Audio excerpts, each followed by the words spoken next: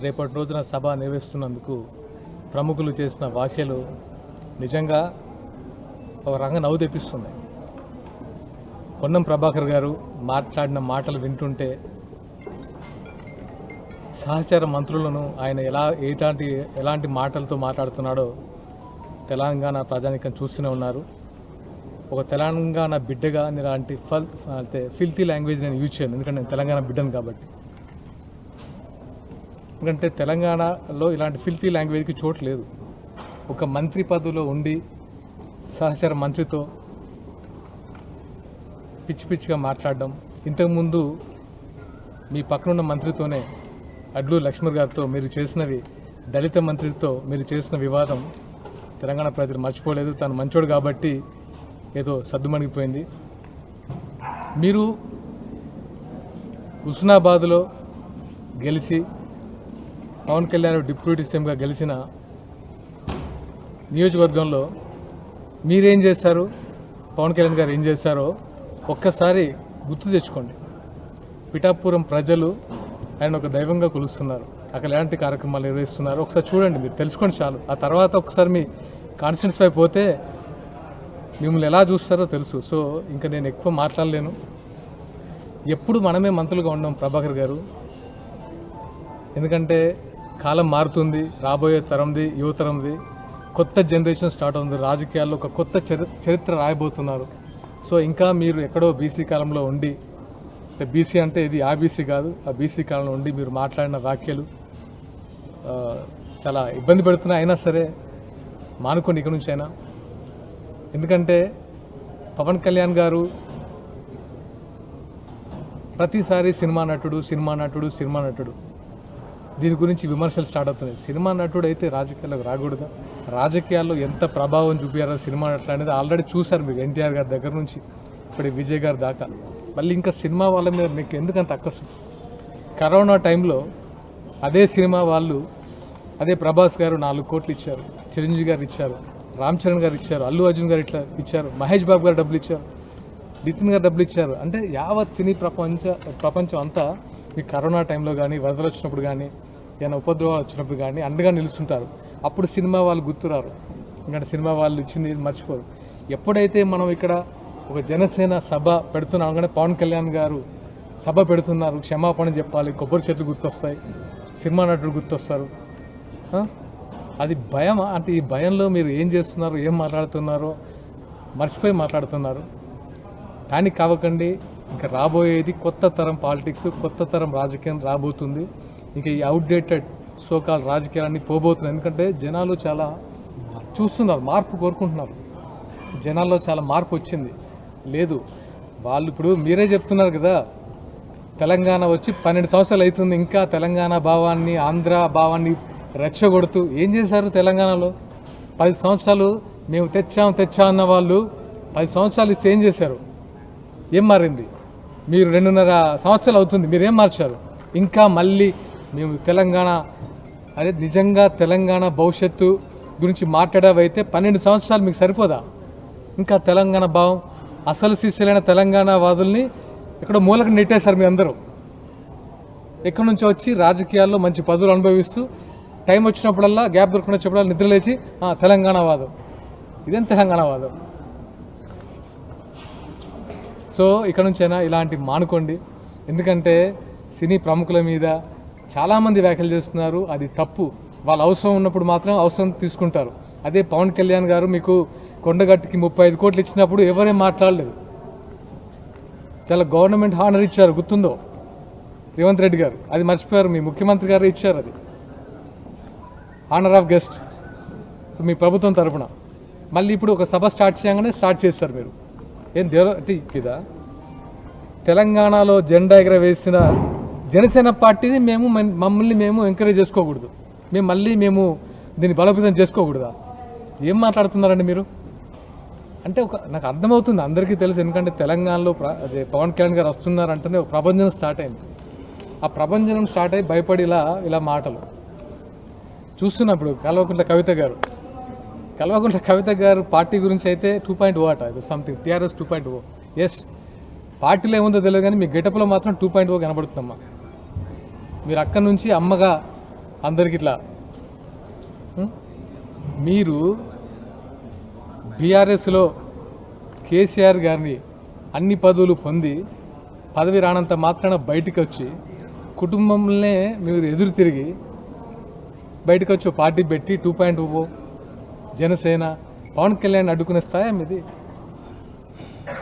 మాట్లాడదామంటే నాకు మాట్లాడాలనిపించదమ్మా. కాకపోతే ఏంటంటే మహిళలకు ఎట్లయినా డెఫినెట్గా నేను కూడా హర్షిస్తాను, ఒక పార్టీ పెడితే వాళ్ళు కూడా ముందుకు వచ్చి పార్టీ పెడుతున్నారు, అన్ని రంగాలు అభివృద్ధి చెందాలని. కానీ మీరు మాట్లాడే మాటలు మాత్రం అలా అనిపించట్లేదు.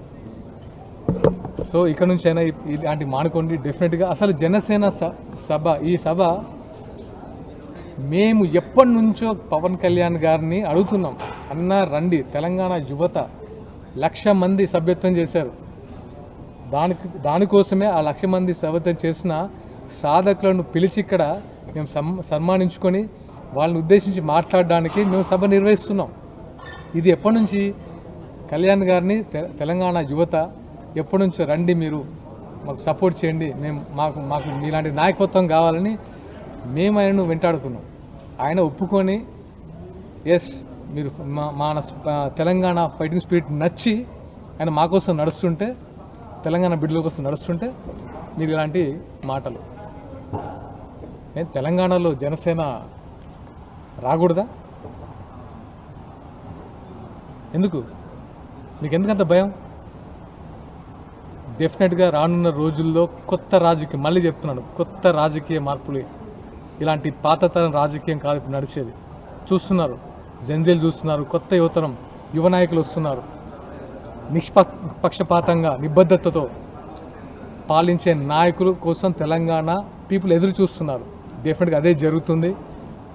దయచేసి ముందు ముందు మమ్మల్ని ఇబ్బంది పెట్టే ప్రయత్నాలు చేయకండి. చేసినా మేము చాలా ధీటుగా ఎదుర్కొంటాం. చూశారు కదా 4 రోజుల ముందు ఏం చేశారు? అబద్ధాలతో అసత్యాలతో ఆయన మీద బురద జల్లితే చెప్పాను కదా, ఆకాశం వైపు చూసి ఉమ్మేస్తే మన మీద పడుతుంది. అలాగే జరిగింది కదా. ఇప్పుడు ఉన్నారు కదా మూలకి. ఇప్పుడు జనసేన పవన్ కళ్యాణ్ గారు ఏ రకంగా వస్తారు, ఎట్లా వస్తారంట. ఫస్ట్ నేను ఒకటి చెప్తా, 10 ఏళ్ళు మీరు ప్రభుత్వంలో ఉన్నప్పుడు ఎంతమంది మహిళలకు మంత్రులు ఇచ్చారు? ఎంతమంది మహిళల్ని మంత్రులుగా చేశారు? ఫస్ట్ క్వశ్చన్ ఇది. మీరు మహిళలకు క్షమాపణ చెప్పాలి. ఎందుకంటే మీరు తప్పితే ఇంకో మహిళ కనిపించలేదు గవర్నమెంట్ ఉన్నప్పుడు. ఒకసారి అర్థం చేసుకొని మీరు మాట్లాడితే, మీరు ఒక్క క్వశ్చన్ వేస్తే 100 క్వశ్చన్లు వేస్తారు తెలంగాణ ప్రజలు. మేమంతున్నది ఇక్కడ తెలంగాణ నాయకులం, తెలంగాణ కార్యకర్తలం, తెలంగాణ గురించే మేము రేపు ఫైట్ చేయబోతున్నాం. మీ మీద కూడా మీరు ప్రభుత్వంలో ఉన్నప్పుడు అనేక సమస్యల్ని ప్రభుత్వం దృష్టికి తీసుకొచ్చినాం. మేము ఇంటర్ విద్యార్థులు అయితే ఏంది, డ్రగ్స్ మీద అయితే ఏంది, అనేక సమస్యలు మీ వైపు తీసుకొచ్చినాం. అదే నల్లమల్ల అడవుల గురించి, ఏదైతే యురేనియం తవ్వకాల మీద కూడా రౌండ్ టేబుల్ సమావేశం పెట్టడం జరిగింది. ఇప్పుడున్న ముఖ్యమంత్రి రేవంత్ రెడ్డి గారు మాతో పాటు అప్పుడు పార్టిసిపేట్ చేయడం జరిగింది. ఇవన్నీ అంశాలు మీరు గుర్తుపెట్టుకోవాలి. అప్పుడు లేని ప్రాబ్లం ఇప్పుడు ఎందుకు వస్తుంది అంటే, అప్పుడు మీరు ప్రభుత్వంలో ఉన్నారు, ఇప్పుడు ప్రభుత్వంలో లేదు. మీరు కొన్ని విషయాలలో తిహార్ జైలుకి వెళ్ళి వచ్చిన వాళ్ళు తెలంగాణ ప్రజల ఒక్క గౌరవాన్ని అఘోరపరిచిన పని చేసిరు. మీరు మాట్లాడితే సమాజం ఒప్పుకుంటున్నామా? కవిత గారు ఆలోచించండి ఒకసారి. ప్రభుత్వంలో మీ ఆస్తులు ఎన్ని? 2009లో మీరు ప్రభుత్వంలో రానప్పుడు వీళ్ళ చిట్టా తీయండి, వీళ్ళ ఆస్తులు ఎంత. తర్వాత గవర్నమెంట్లో 10 ఏళ్ళు మీరు చేసిందే ఆట, మీరు పాడిందే పాట, మీరు ఆడిందే ఆట. ఎక్కడ పడితే అక్కడ ఎన్ని కోట్ల రూపాయలు, ఎన్ని లక్షల కోట్లు మీరు ఆ రోజు తెలంగాణ 2 రాష్ట్రాలుగా విడిపోయినప్పుడు మనకు తెలంగాణలో ఎంత అప్పు ఉంది ఒకసారి గుర్తు చేసుకోవాలి. ప్రతి తెలంగాణ బిడ్డకి ఇది వర్తిస్తుంది. తెలంగాణలో ఉన్న ప్రతి ప్రజానికానికి ఇది వర్తిస్తుంది. మీ వల్ల కొన్ని లక్షల కోట్ల అప్పులైపోయినాయి. మీరు చేసిన కోణాలు అన్నీ కాదు, కొత్త ఆలోచనలతోటి కొత్త ఎక్కడ నిరుద్యోగులకు ఉద్యోగాలు అన్నారు ఇచ్చిర్రా, నీళ్ళు అన్నారు ఇచ్చిర్రా, డోర్ టు డోర్. ఏది ట్యాంక్ బండ్ దగ్గర మొత్తం హెలికాప్టర్లు ల్యాండ్ చేస్తామన్నారు. ట్యాంక్ బండ్ని కొబ్బరి నీళ్ళు ఉంటాయని చెప్పారు. ఎక్కడ బ్రదర్? ఇదంతా మీరు ఆలోచించాలి, ఇది ప్రజలు కూడా ఆలోచించాలి. పవన్ కళ్యాణ్ గారు వస్తారనగానే జనసేన అధినేత పవన్ కళ్యాణ్ గారు మంచి ఆలోచనతో పార్టీని ముందుకు తీసుకువెళ్ళడానికి ప్రయత్నం చేస్తారు. ఆనాడు మేము కూడా ఎమ్మెల్సీగా పివి నరసింహరావు గారు మనవరాలు పోటీ చేస్తుంటే మేము సపోర్ట్ చేయడం జరిగింది. అటువంటి ఉన్నతమైన ఆలోచించే వ్యక్తి జనసేన అధ్యక్షుడు శ్రీ పవన్ కళ్యాణ్ గారు. అవన్నీ మర్చిపోతే ఎట్లా? మీరే స్వాగతించారు. గతంలో కూడా కేసీఆర్ గారితో 2 సార్లు భేటీ చేయడం జరిగింది. ఆయన 2014లో మేము పార్టీ ఇక్కడ స్థాపించడం జరిగింది. ఈరోజు ప్రతి ఒక్కళ్ళు వచ్చేసి మా పార్టీ గురించి మాట్లాడితే చాలా బాధ అనిపిస్తుంది. తెలంగాణ యావత్తు యువత ఈరోజు ఖండిస్తుంది. మీరే ఉండాలా రాజకీయాలలో? కొత్త తరం అవసరం లేదా? నవ యువకులు రాజ్యాధికారంలో ఎమ్మెల్యేలు ఎంపీలుగా ఉండొద్దా? మేము ప్రశ్నిస్తుంది కాలం రాబోయే రోజుల్లో. మీరు పాత పురాణం రాజకీయాలు వదిలేయండి. కొత్త తరం ఈరోజు ఆలోచిస్తుంది రాష్ట్రాన్ని దేశాన్ని ఎటు తీసుకెళ్లాలనేది. అవన్నీ మర్చిపోయి ప్రతి ఒక్కరు పొన్నం ప్రభాకర్ గారు కూడా మాట్లాడుతుంటారు. మీరు మాట్లాడేటప్పుడు ఆలోచించి మాట్లాడండి. గతంలో 2 రాష్ట్రాలుగా విడిపోయినప్పుడు ఎటువంటి పరిణామాలు మీరే చెప్పారు. 2 రాష్ట్రాలుగా విడిపోయి అన్నదమ్ములుగా ఉందామని. ఈరోజు మళ్ళీ ఒక అంశాన్ని ముందుకు తీసుకొస్తారు మీరు. ఇటువంటి అంశాలని మేము ఖండిస్తున్నాం. ఎవరు మాట్లాడినా అదే రకంగా జడ్చర్ల అనిరుద్ధ్ రెడ్డి మాట్లాడతారు, రకరకాలుగా మాట్లాడతారు ఎవరు పడితే వాళ్ళు. ఇప్పుడు ప్రొఫెసర్ నాగేశ్వరరావు కూడా ఆయననే మొదలుపెట్టిండు అంశం, ఆయననే ముగిసిపోయింది అన్నాడు. మళ్ళీ తర్వాత నెక్స్ట్ డే వచ్చేసి ప్రెస్ క్లబ్లో కొంతమందితోటి ఉద్యమకారులతోటి మీటింగ్ పెట్టిండు. ఎస్, దేని మీద పెట్టాలి నువ్వు? పవన్ కళ్యాణ్ వ్యక్తిగత జోలికి పోవచ్చా? నేను మీ వ్యక్తిగత జోలికి రావచ్చా? ఎవరు రైట్ ఎవరు ఇచ్చారు చెప్పండి? మీరు ఏదన్నా ఉంటే పాలసీల మీద మాట్లాడండి, అంతేగాని ఆయన వ్యక్తిగత జోలికి పోతే ఎవరైనా మాట్లాడతారు. ఆయన ఇష్టపడే వాళ్ళు కొన్ని కోట్ల మంది యావత్తు భారతదేశంలో. మేము మహారాష్ట్ర పోయినాం, అక్కడెక్కడ అబ్జెక్షన్ చేయలేదు. కర్ణాటక పోయినాం ప్రచారానికి, అక్కడ ఎవరు అబ్జెక్షన్ చేయలేదు. ఈ తెలుగు మాట్లాడే ప్రజలు, తెలంగాణలో మేము తెలుగు మాట్లాడే ప్రజలు విడిపోయిన తర్వాత అందరం కలిసి ఉండాలని గత అనేక సార్లు ఇదే కేసీఆర్ గారు కూడా చెప్పడం జరిగింది. ఆంధ్ర ప్రజలకు ఏమన్నా అయితే నేను కాలుకి ముళ్ళు గుచ్చుకున్నా నా నోటితోటి నోట్ల పన్నుతోటి నేను లాగేస్తా అని చెప్పిండు. మర్చిపోయారు అవన్నీ. అంటే ఒక మంచి వ్యక్తి, నిజాయితీ పరుడు రాజకీయాలలో ఇక్కడ వస్తుంటే భయం అవుతుంది. ఎందుకు భయం అవుతుంది అది కూడా చెప్తా. మేము అక్కడ పోటీ చేసింది 21 స్థానాలు, వన్ సైడ్ అయిపోయింది. ఒక్కొక్క చోట 80,000 70,000 మెజార్టీతో గెలిచినాం. 2 ఎంపీలు పోటీ చేసినాం, 2 ఎంపీలు కూడా భారీ మెజార్టీతో గెలిచినాం. ఇక్కడ కూడా రేపు రాబోయే రోజుల్లో పోటీ చేస్తారు, వీళ్ళు గెలుస్తారు. రాబోయే రోజుల్లో మాకు రాజకీయ నిరుద్యోగులు వాళ్ళు అవుతారని భయపడుతుంది.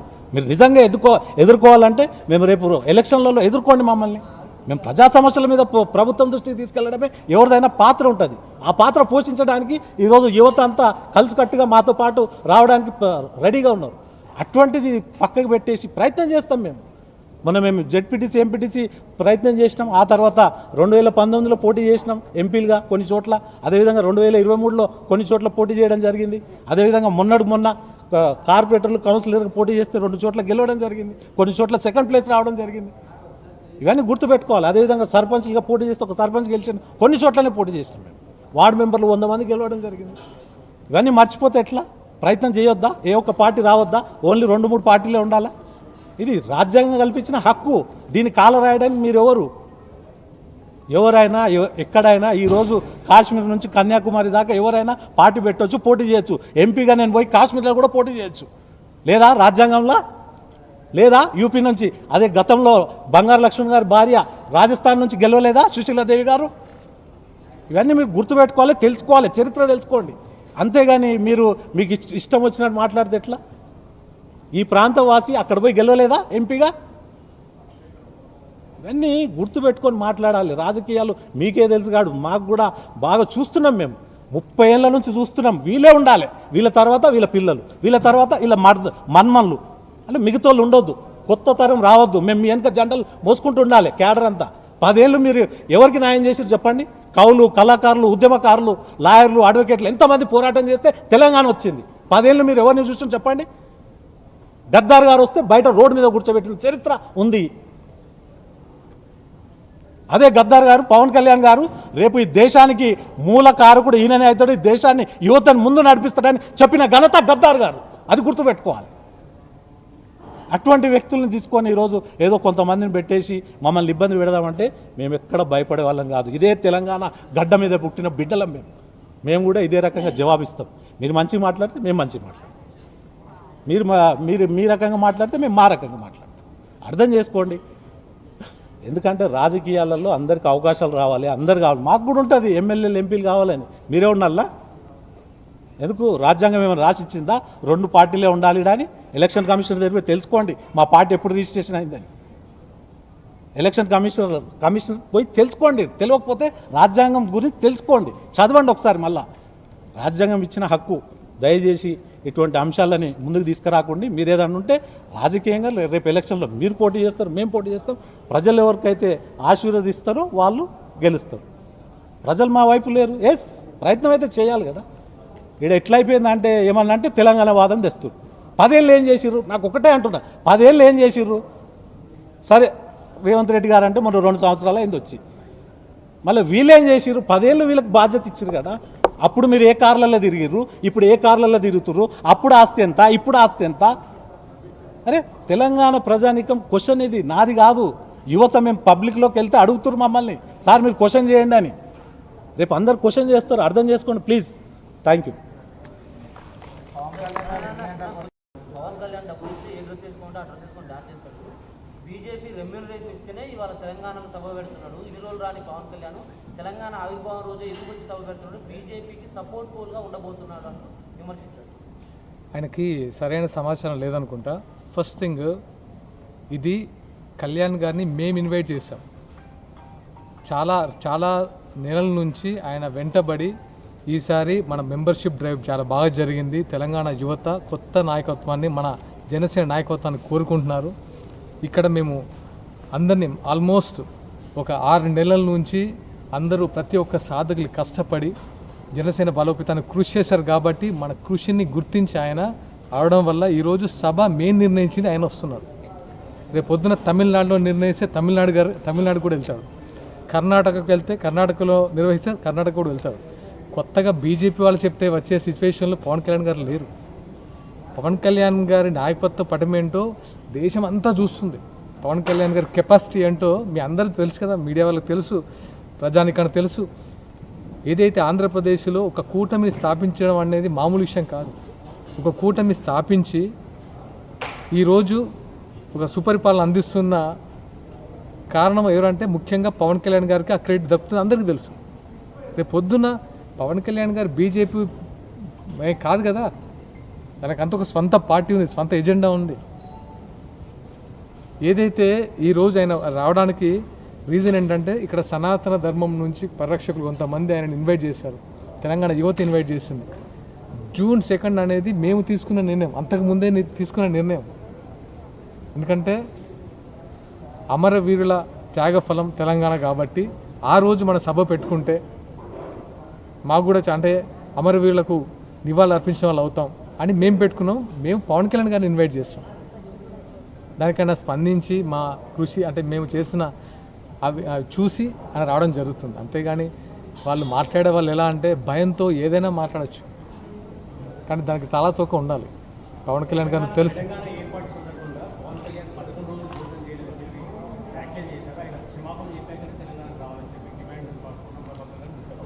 ఆ రోజు జరిగిన పరిణామాలు వేరు. పవన్ కళ్యాణ్ గారు ఆ రోజు 11 రోజులు అన్నం తినలేదంటే దాని ముందు కట్ చేశారు. ఎవరైనా అంటే ఇట్లా పెట్టేసి ఒక మైక్ పెట్టేసి పవన్ కళ్యాణ్ గారు విభజన సరిగా జరగలేదు, విభజన కరెక్టే, అన్నదమ్ముల్లా విడిపోదాం, అది ఓకే, విభజన స్పష్టంగా జరగలేదు, అందుకు నేను బాధపడ్డానని చెప్పారు. కానీ దాన్ని పక్కన పెట్టేసి 2 ముక్కలు ఉంటే దాన్ని ఇట్లా మైక్ పెట్టేసి ఇది చూస్తున్నా గమనిస్తుంది. మాది ఇక మైక్ పెట్టడం ప్యాషన్ అయింది. పవన్ కళ్యాణ్ గారు తెలంగాణకు సపోర్ట్ 2009 పవన్ కళ్యాణ్ గారు ఈ రోజు కాదు, ఆయన ప్రజారాజ్యంలో ఉన్నప్పుడే సామాజిక తెలంగాణ రావాలని ఆయన నిదానం చేశారు.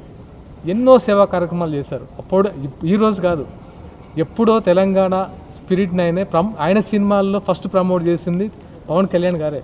మీరు తమ్ముడు సినిమా చూసుకుంటే అప్పుడు తెలంగాణ సంస్కృతిని, తెలంగాణ భాషని, తెలంగాణ జానపదాన్ని ఫస్ట్ ప్రమోట్ చేసిన వ్యక్తి. ఎవరైతే గద్దర్ గారిని ఇన్స్పైర్ అయ్యి తెలంగాణ పోరాట స్ఫూర్తికి ఇన్స్పైర్ అయి పెట్టిన పార్టీ జనసేన పార్టీ. అది ఎన్నిసార్లు చెప్పినా ఇది చెప్తున్నప్పుడు అందరు చెవులు మూసుకుంటారు. కానీ పవన్ కళ్యాణ్ గారు ఇక్కడికి వస్తుంది అనగానే ఏదేదో తెలియకుండా తొత్తరపాటు మాట్లాడుతుంటారు. నగర్లో చైత్ర విషయంలో కూడా పవన్ కళ్యాణ్ గారు వచ్చారు. ఆర్టీసీ ఉద్యమంలో కూడా పవన్ కళ్యాణ్ గారు ఇన్వాల్వ్ అయింది.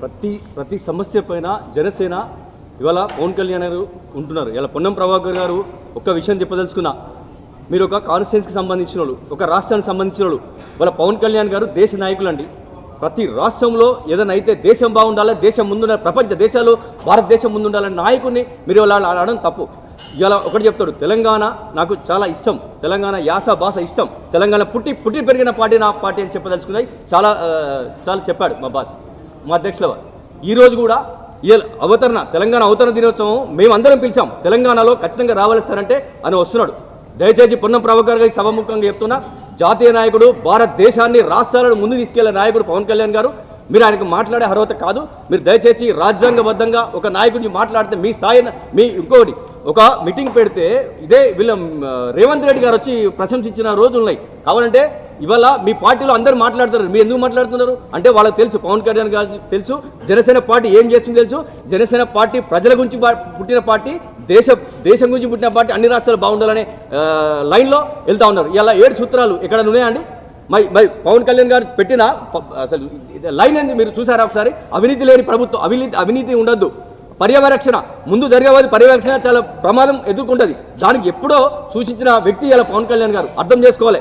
దయచేసి మీడియా వాళ్ళు, ప్రజలు, తెలంగాణ ప్రజలు యావత్తు ఇలా పవన్ కళ్యాణ్ గారు పార్టీ పెట్టింది ప్రజల గురించి, దేశం బాగుండాలి, రాష్ట్రాలు బాగుండాలి అని. కానీ వీళ్ళ లెక్క అవినీతి పడి వాళ్ళ చరిత్ర చెప్తే ఈ మీటింగ్ సరిపోదు. కానీ దయచేసి చెప్తున్నా, పవన్ కళ్యాణ్ గారిని మేము ఇలా పిలిచి వస్తున్నారండి, తెలంగాణకు మేము పిలిస్తే వస్తున్నది. తెలంగాణ అవతరణ దినోత్సవం కాబట్టి అటెన్షన్ తీసుకుని వస్తున్నాడు. ఇవాళ ఎందరికో చనిపోతే చెక్లు ఇచ్చిన రోజులున్నాయి, మీ అందరూ తెలుసు. ఇవాళ ఏ పార్టీ అని ఇస్తుందా చెక్కులు? ఒక చనిపోతే 5 లక్షల చెక్ అనేది భారతదేశంలో ఏ పార్టీ ఇవ్వట్లేదని, ఓన్లీ జనసేన పార్టీ ఇస్తుంది, అది పవన్ కళ్యాణ్ గారు ఇస్తున్నారు. దయచేసి అర్థం చేసుకోవాలి వేరే పార్టీ. సభకు ఇంకా పర్మిషన్ రాలేదని విన్నాము, పర్మిషన్ వచ్చిందా? ఇంకొకటి ఏంటంటే ఫైనల్గా పవన్ కళ్యాణ్ ఈరోజు రేపు వస్తున్నారన్నది యాదృచ్ఛికంగానో యథారూపంగా ఒక 4 రోజుల క్రితం నుంచి ఇష్యూ అవుతూ ఉంది. ఎందుకు అంటే పవన్ కళ్యాణ్ వస్తున్నారంటే ఇక్కడ నేతలు భయపడుతున్నారు అనుకుంటున్నారా మీరు? అది పర్మిషన్ ఎందుకు ఇవ్వట్లేదు అనుకుంటారు? ప్రభుత్వం ఏమైనా అడ్డం చూస్తుంది అనుకుంటారా? ఏంటి? పవన్ కళ్యాణ్ గారి సభకు పర్మిషన్ ఇవ్వకపోతే నష్టపోయేది వాళ్ళే. ఎందుకంటే రాజ్యాంగబద్ధంగా ఇప్పటివరకు పర్మిషన్ వచ్చిందా రాలేదన్న ఒక మాట చెప్పండి. ఇప్పటివరకు పర్మిషన్ వస్తుంది, పర్మిషన్ రాకుండా నమ్మకం ఉంది, వస్తుంది. ఎందుకంటే రాకుండా ఉండే ఆపే అంత ఉందా? పర్మిషన్ రాకపోతే ఊరుకుంటారా? ఎవరైనా ఎక్కడైనా పార్టీ పెట్టుకోవచ్చు, పార్టీ సమావేశాలు జరుపుకోవచ్చు, రాజ్యాంగబద్ధంగా అన్నీ చేసుకోవచ్చు. సో డెఫినెట్గా పర్మిషన్ వస్తుంది. పర్మిషన్ రాకుండా ఆపడానికి ఇక్కడ ఎవరి సొంతం కాదు, తెలంగాణ ఎవడబ్బా సొత్తు కాదు. రేపు ఇంకో పార్టీ వస్తుందేమో. సో ఇవన్నీ తాత్కాలికమైన మాటలు, లేదంటే ఏదో ఇబ్బంది పెట్టడానికి, ఇబ్బంది పెడితే భయపడడానికో, లేకపోతే ఎవరన్నా తిడితే బెదిరిపోవడానికో ఇది మామూలు కాదు. ఇది తెలంగాణ జన సైనికులు, మీరందరూ చూస్తూ ఉంటారు. మిగతా పార్టీల లెక్క వేరు, జనసేన పార్టీ లెక్క వేరు.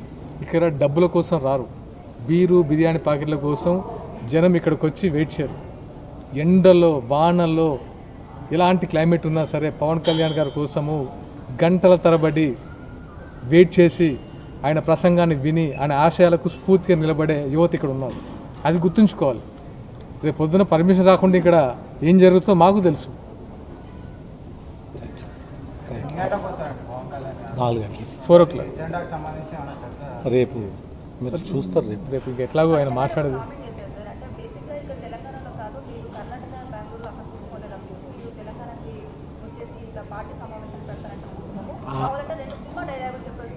వాళ్ళ నాయన మహారాష్ట్ర, ఆంధ్రప్రదేశ్, పంజాబ్ పోయినప్పుడు క్వశ్చన్ అడిగితే బాగుంటుంది. కరెక్టా రాంగా? నాకు తెలిసిన నాకున్న అవగాహన కదా. అంటే వాళ్ళ నాన్న ముఖ్యమంత్రి ఉన్నప్పుడు తెలంగాణ సొమ్ము తీసుకుపోయి అంటే ఇవ్వచ్చు, నేను కాదంటలేదు. భారతదేశంలో భారతీయులుగా అందరూ అన్ని రకాల పన్నులు కడుతున్నారు. నేను ఇన్కమ్ ట్యాక్స్ పే చేస్తున్నా గవర్నమెంట్ ఆఫ్ ఇండియాకి, స్టేట్ ట్యాక్స్ పే చేస్తున్నా స్టేట్కి. నాకు హక్కు ఉంటుంది భారతదేశంలో నేను ఎక్కడైనా. అట్లనే కేసీఆర్ గారు 10 ఏళ్ళు పాలించినప్పుడు ఆయన ఆంధ్రప్రదేశ్లో ప్రెసిడెంట్ గారిని తోట చంద్రశేఖర్ గారిని పెట్టడం జరిగింది. మహారాష్ట్ర ఇన్ఛార్జ్గా కల్వకుంట్ల వంశీ గారిని పెట్టడం జరిగింది. నా మిత్రుడే, గతంలో పీఆర్పీలో మాతో పాటు పనిచేసిన వ్యక్తి. అదేవిధంగా మహారాష్ట్రలో ఎవరితో మాట్లాడడం జరిగింది అక్కడ. అంటే ఇట్లా పంజాబ్లో మళ్ళీ అప్పుడు లేని ఆలోచన ఇప్పుడు మా మీద కొంచెం ఆలోచించి పవన్ కళ్యాణ్ గారు తల్లి కొంచెం అవగాహన తెచ్చుకో. నువ్వు టీఆర్జీలు పోయినాక కొంచెం మర్చిపోయినట్టును మళ్ళీ ఒకసారి రిపీట్ చేసుకొని మాట్లాడు. ఎందుకంటే మీ నాన్న ప్రభుత్వంలో ఉన్నప్పుడేమో మహారాష్ట్ర పోవచ్చు, ఆంధ్ర పోవచ్చు, పంజాబ్ పోవచ్చు. మా నాయకుడు తెలంగాణకు వస్తే అబ్బా ఏమైపోయింది మీకు? మొత్తం ఏదో తుఫాన్ వస్తారు, బరాబర్ పోటీ చేస్తాం. మీ మీద కూడా మేము పోటీ చేయబోతున్నాం. మీరు ఒక పార్టీ పెట్టిర్రు, మీరు ఆలోచించుకుందాం. మీరు ఏదన్నా మాట్లాడితే మీ దగ్గరనే ఉంది క్వశ్చన్ ఆన్సర్. మీరు 100 సార్లు మాట్లాడేటప్పుడు ఆలోచించి మాట్లాడండి. ఎందుకంటే మీరు పోవచ్చు, మేము మాత్రం పోవద్దు. అక్కడ ఏమి ఇబ్బందులు పెట్టలే. ఆంధ్రప్రదేశ్లో మీరు పోయినప్పుడు, మహారాష్ట్ర పోయినప్పుడు ఎవరు కొన్ని 100 కార్లు తీసుకొని పోయారు కదా ప్రభుత్వంలో ఉన్నప్పుడు. మా సొమ్మే కదా అది, డీజిల్ పెట్రోలు కార్లు మా సొమ్మే అది. అప్పుడు ఇబ్బంది లేదు. పవన్ కళ్యాణ్ గారు సొంత డబ్బులు పెట్టుకొని వస్తుండేటికి, తెలంగాణ సొమ్ము పెట్టుకొని మీరు 2-3 రాష్ట్రాలు తిరగవచ్చు. మా సొమ్ము. ఆలోచించి మాట్లాడండి ప్లీజ్. Thank you. జనసేన రేపటి రోజున సభ నిర్వహిస్తున్నందుకు ప్రముఖులు చేసిన వ్యాఖ్యలు నిజంగా ఒక రంగ నవ్వు తెప్పిస్తుంది. పొన్నం ప్రభాకర్ గారు మాట్లాడిన మాటలు వింటుంటే సహచర మంత్రులను ఆయన ఎలాంటి మాటలతో మాట్లాడుతున్నాడో తెలంగాణ ప్రజానికం చూస్తూనే ఉన్నారు. ఒక తెలంగాణ బిడ్డగా ఇలాంటి ఫిల్తీ లాంగ్వేజ్ నేను యూజ్ చేయను, ఎందుకంటే నేను తెలంగాణ బిడ్డను కాబట్టి.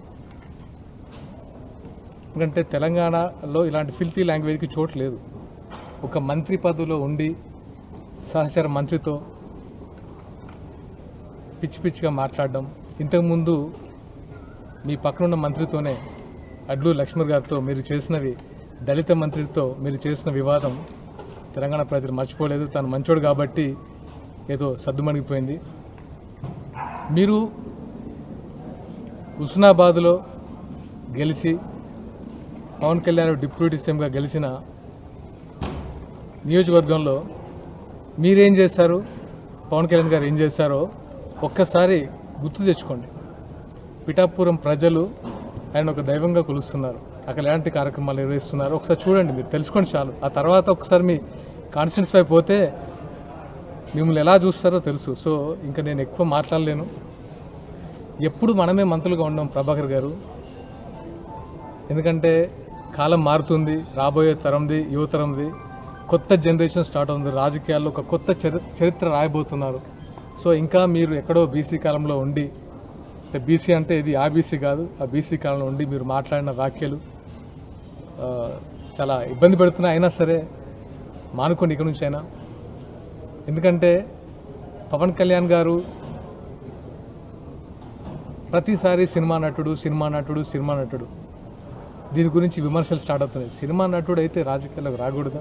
రాజకీయాల్లో ఎంత ప్రభావం చూపించారో సినిమా నటుడు అనేది ఆల్రెడీ చూశారు మీరు. ఎన్టీఆర్ గారి దగ్గర నుంచి ఇప్పుడు విజయ్ గారి దాకా. మళ్ళీ ఇంకా సినిమా వాళ్ళ మీద మీకు ఎందుకంత అక్కసు? కరోనా టైంలో అదే సినిమా వాళ్ళు, అదే ప్రభాస్ గారు 4 కోట్లు ఇచ్చారు, చిరంజీవి గారు ఇచ్చారు, రామ్ చరణ్ గారు ఇచ్చారు, అల్లు అర్జున్ గారు ఇట్లా ఇచ్చారు, మహేష్ బాబు గారు డబ్బులు ఇచ్చారు, నితిన్ గారు డబ్బులు ఇచ్చారు. అంటే యావత్ సినీ ప్రపంచం అంతా ఈ కరోనా టైంలో కానీ వరదలు వచ్చినప్పుడు కానీ ఏమైనా